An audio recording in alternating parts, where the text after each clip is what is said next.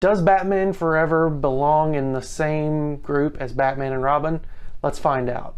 Why? So I want to make something clear here. When Batman Forever came out, it was generally regarded as a success, and it was actually regarded as something that's kind of saved the franchise after the lackluster performance of Batman Returns. I only think that really, in looking back retrospectively after Batman and Robin came out, that those movies are kind of grouped together. And honestly, looking at this, I really see Batman Forever is a better film than Batman and Robin is, and really deserves a lot more credit than what it gets. So what I want to do is I want to go through the things I love about this film.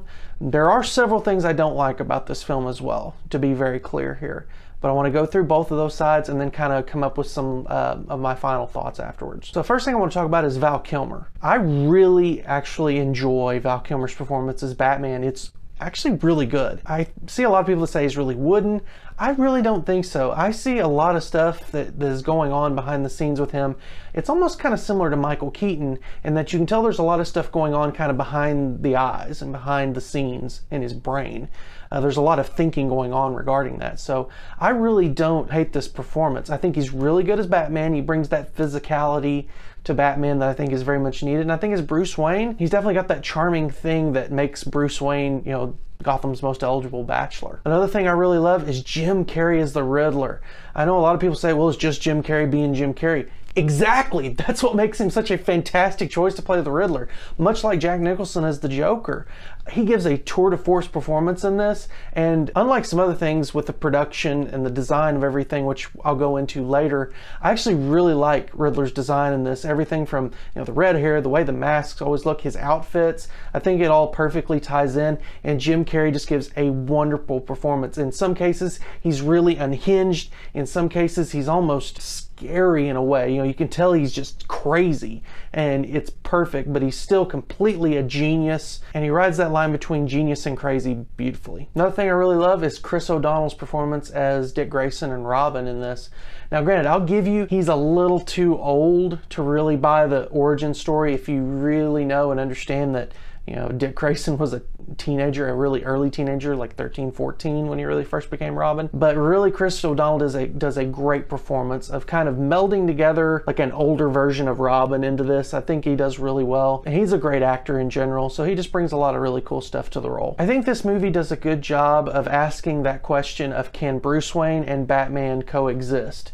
And they do it in several ways. First of all, like when, you know, Chase Meridian comes into the picture, which we'll talk about her in a little bit here. But when she comes into the picture, she loves Batman, but Bruce is interested in her. Not, of course, she doesn't realize that they're both the same, but he obviously wants to pursue something with her. And the idea is, can I get that as Batman or as Bruce? He feels like he has to be one or the other in order to get what he wants. With Dick Grayson, can I do what I need to do to help this young man, you know, try to find a direction, a path in life as Bruce Wayne, and also be Batman at the same time? Especially whenever you have once he figures out that Batman is Bruce Wayne, then he wants to go down the same path. And so there's a couple of different areas there where they really judge that beautifully, and they really do that, ask that question really well. And even at the end, you know, the Riddler basically puts him in a spot where he really has to choose in a way, or he's basically being forced and put in that situation where you're going to have to choose, you know, either Chase Meridian or Dick Grayson. And of course, Bruce Wayne figures out at the end of it that he can be both Bruce Wayne and Batman, that, and as he says in the movie, not because I have to be, but because I choose to be. I think Robin's origin is actually pretty awesome. I mean, it follows the beats that you would expect. You know, the Flying Graysons, they have an accident, his whole family is killed in that. I know in the animated series they had, you know, a gangster, I forget what his name was, Tony something or other, Tony Zuko. He was the one that kind of did the deed and caused Robin's parents to die. In this, it's Two-Faces, and they really do a good job of showing that Bruce sees in Dick Grayson what he went through, and how do I reach him, and how do I get him on the right path. I really want to give a shout out to Elliot Goldenthal's score. Now, as much as I love Danny Elfman's scores in Batman 89 and Batman Returns, they are wonderful, and that theme, that march that he came up with, is very iconic. I would argue that had this score come out first and had this theme, you know, da da da da da da da da da, had that come out first, that would be just as iconic. It's only because it's in Batman Forever and Batman and Robin that it's maybe not as well known. I won't say it's not as well regarded because I've never seen anybody speak negatively about the score. But I mean, I think the theme is absolutely spot on, absolutely wonderful. One thing that I wanted to discuss that I really, really liked, but I really would have wished we'd have seen more, and there actually are deleted scenes that go into that a lot more, is the Red Book storyline and Bruce's guilt. Essentially, Bruce is having flashbacks to his parents' murder and kind of the aftermath of it, like at their funeral. And, you know, he remembers his father's red journal. And basically, in the deleted scenes, we find out that in the Red Book, it stated, Martha and I really don't want to go out tonight, but Bruce wants to go see a movie. So Bruce feels completely responsible for his parents' death. And then as it culminates throughout it, it shows more in the Red Book that says that basically it leads Bruce to believe, okay, it wasn't necessarily my fault. So I really wish we'd have saw more of that. I think that they really leave that kind of undone at the end. They cut several scenes out of the movie that reference all that storyline. And so that's where I think if you see on Twitter or any other type of social media where you talk about release the Schumacher cut, that's kind of what they're referencing, because there's several scenes that, you know, can be put back into the movie and really give a more complete storyline, and I think would actually really improve the movie and give it a lot more of a serious tone. Let's talk a bit about Chase Meridian. You know, for the typical damsel in distress, I think Nicole Kidman does a great performance here. I think her being kind of a psychiatrist, psychologist, and kind of analyzing Bruce a little bit, I think it gives it a different tone than your typical, you know, female love interest. I think out of all of his love interests, except for the obvious exception of Catwoman, I think that, you know, she's actually the strongest love interest that he has throughout the 4 movies in this grouping. She's very much her own woman. She's a career woman, and unlike Bruce or Batman pursuing her, she pursues Batman first, and she comes after him hardcore. I mean, she's got the hots for Batman basically, and she's gonna get him, but one way or another. So, but I thought, you know, Nicole Kidman gave a great performance, and you know, it's just a very interesting character. Kind of sad we didn't get to see more of her. Now, I want to talk about a few things in the production design that I really like, because we're gonna kind of hit them over the head a little bit with a lot of the design later on, but I really love the Sonar Suit. Batman's Sonar Suit in this is awesome, and I really wish we'd have gotten to see more. I think it's a really cool design on it, and it really, I mean, the big bat symbol coming across the chest like that, I kind of wish we'd have saw more of that going forward in like Batman and Robin, more of that type suit. It definitely moved away from what we saw, which was the basic design from '89 in Returns and throughout most of this movie, which is the circle right here with the bat symbol with the yellow and basically an all-black suit, which it looks great and is awesome, but this was a really nice change of pace. Likewise, I really like Robin's suit, kind of the metallic look. I mean, everything's kind of a darker, you know, instead of being bright red, it's more like a maroon. Instead of being like a, you know, a bright green, it's more of a dark green, and everything just has a metallic sheen to it. I really love Robin's suit in this. Likewise, I really do like the Batmobile, the Batboat, the Batwing, that design, kind of that all black, but it's got like parts of it missing, I guess, where like the chrome is showing through of like whatever the engine or whatever. I think that actually looks pretty cool. As far as like an ostentatious kind of design for those vehicles, I think it does a good job of still kind of not resembling a complete toy line kind of thing, like which we would definitely see going into Batman and Robin. But I really like them. And it may have something to do with the fact that as a kid, I did actually got a model kit of both the Batboat and the Batmobile and built them both. And I just always really liked that design. 2 things I really loved about the Riddler are the riddles and the box. The riddles, it really challenges Bruce and it really puts his detective hat on.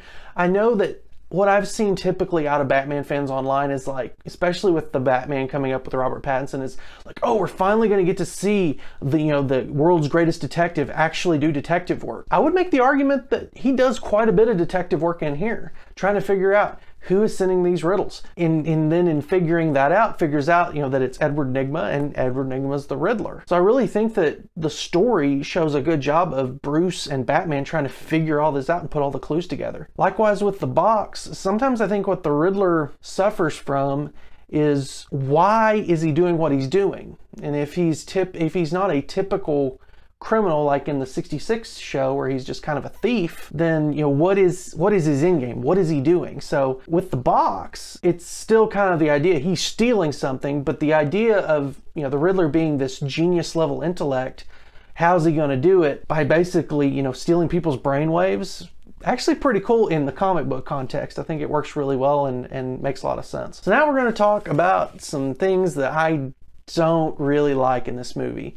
And the first thing we're going to cover is really a lot of the production design, especially regarding Gotham and regarding Harvey Dent and Two-Face. Let's start with the production design first of Gotham. I don't really know what is very gothic about Gotham in this film.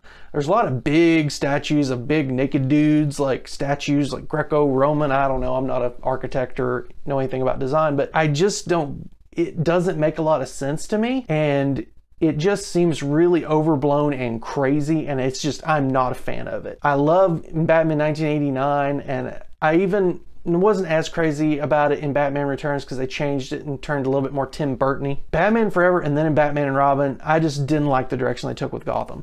Likewise, I'm not a big fan of either the design of Two-Face or really Tommy Lee Jones' performance in it. The design of it, I mean, the whole hot pink and purple kind of design and the way they did the suit and everything is just garish looking with like tiger stripes and pink and leopard print and all this crazy stuff going on.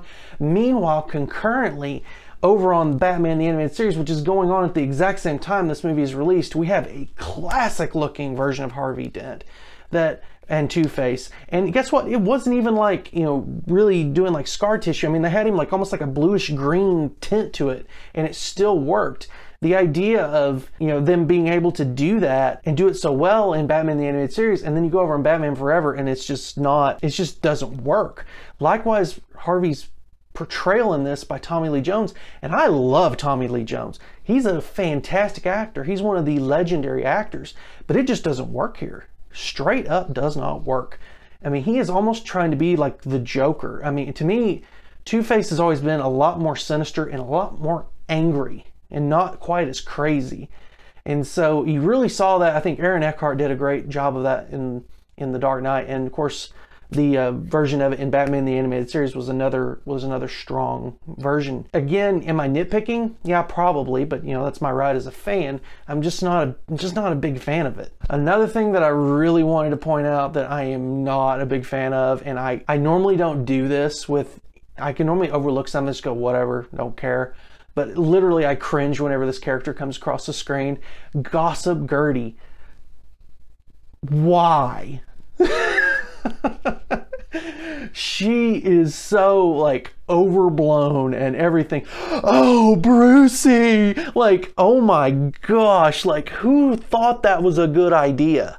Seriously, like every time she comes up on the screen in Batman Forever and Batman Robin, I literally want to go through the TV and strangle somebody. Like, she is so annoying, and granted, if you're a gossip columnist, you're probably a little annoying. Granted, I understand that, but it is literally over the top and just overblown, and I can't stand it. And the last thing I'm going to cover is really Sugar and Spice, and it makes perfect sense because it's all tied to Two-Face anyway, but just kind of the idea of two women just kind of pining after Two-Face and like, I guess what we would call a throuple. It doesn't work. Like, I tune out through this part and everything. And granted, I know Drew Barrymore is Sugar in this, and Drew Barrymore is awesome, but I just meh. I'm over it. It's basically anything involving Two-Face, especially the part that really irritates me is the fact that in Batman 1989 we could have had an amazing Two-Face in Billy D. Williams, and it would have been completely different and completely a game changer, and we got robbed, and instead we got this. And it's like, I can't. Like, it is just, it's such a trap. Like, I normally don't speak in hyperbole like this, but it does bother me a lot that we could have gotten Billy D. Williams as Two-Face, and it would have been, you know, it would have been amazing. And on the surface of it, if you tell me, hey, Tommy Lee Jones is going to be Two-Face, I'm like, great. He's a great actor. I can see him in that role. You know, but then that's what we get. Sorry, I'm going to lay that at the feet of Joel Schumacher. That was, you know, may he rest in peace. And granted, I still like this movie, but you know, those mistakes they lay at his feet for sure. So my final thoughts on this film are, I like this film.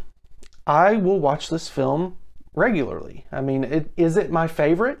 No, it's not. It's got a lot of problems looking back at it, especially when you see other Batman films that did other versions of this better, but still, it does a good job. It's okay. You can still watch it. You can still enjoy it. It's got some really good parts. The strong parts are really strong. The weak parts are really weak. So it is, again, like I said at the beginning of the video, when this film came out, this was actually considered to have saved the Batman franchise.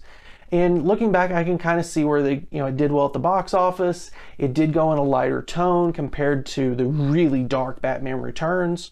And so if I was an executive at Warner Brothers, I would have thought the same thing.